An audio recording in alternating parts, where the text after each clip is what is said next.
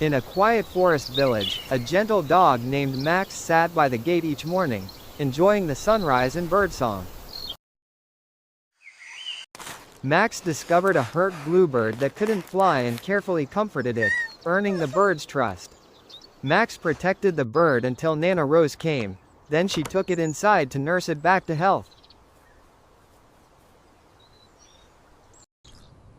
For days, Max sat by the window, watching as Nana Rose fed the bird and bandaged its wing. Whenever the bird felt lonely, Max would rest his head on the windowsill, his tail wagging softly. Fly, The bird healed, sang beautifully, and soared into the sky, filling Max's heart with pure joy. Nana Rose carried the bird outside. Max followed eagerly, barking softly.